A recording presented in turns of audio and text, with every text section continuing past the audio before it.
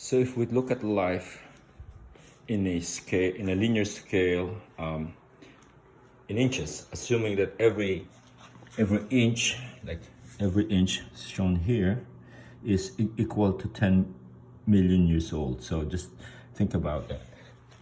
So I'm gonna walk you through the evolution of life, all the way from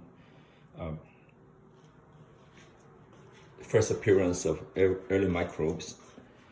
So if we put that in inches, the gunflint chert, which is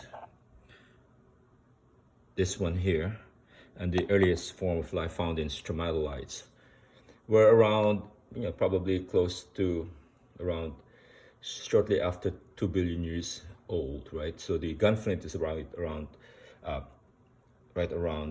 2 billion years old, roughly around 1.98. But there are older ones found in Australia. The age of the solar system is about 4.6 something billion years old. So this is be about 400 inches. So we stop. Actually, I don't have a measuring tape that goes all the way there. So I'm just going to start with the gunflint formation, which are made up of these microbial organisms that live right around 1.8 billion years ago and found in chert and stromatolite chert. So just to give you an idea, so it's a big period of time. If you look down here, there's sort of nothing in it, right? If you look at it, so there's your 1.98 billion years old. So I'm just going to walk you through time. None.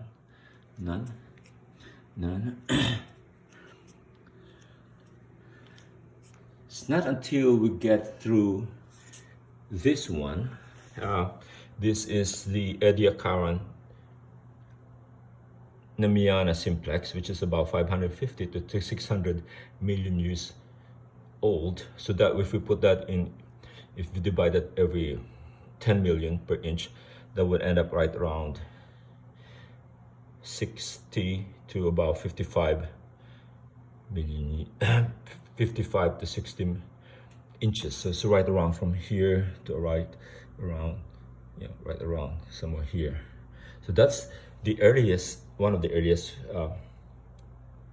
form of organisms without hard parts. So these are what we call Ediacaran fauna. So after that, it's not until we entered the trilobites doesn't show up right around the Cambrian time. This is an example of Elrathia trilobite, which lived around 513 to 498 million years ago. So that would put us around 51.3 to about 49.8, so right around there. So then this is what we had, this what we call the Cambrian explosion. So I'm walking you farther back in time. So right around the 400, we have these are spiriferid brachiopods. They're extinct. They live around 443 to 168 million years ago. That puts it around puts it around 44.3 to about 16.8. So from right around here to 16.8, which is right around further back here, but I'm just putting it right in the middle. So that's where we had these extinct brachiopods. As we move farther back in time, the ammonites, such this example here, which is the Macrocephalitis cosmopolitani, which is Middle Jurassic to Colovian in age. So this lived around 174 to 163 million years ago. So put that would be 17.4 to 16.3 inches. Then we go into the period of the dinosaurs. And here's an example of a Mesosaurus reptile that lived right around the end of the Cretaceous. So that would put it around 70 million years ago, which is about 7 inches.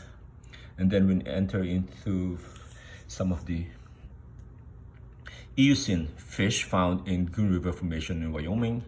This is the Diplomystus Then Tatus, which live around 34 to 56 million years. So that would be around 56 to about 34, so right around this time frame. So this is the early fish. It's not until so the first ancestors of human, this is Australopithecus africanus. So if you look at this is 0 right there. Our ancestors, such as this one, didn't show up until like 0.2 of an inch right there. Just think about where we first showed up, and let's go back in time all the way to about 2 billion years ago. And that's putting everything in a linear scale.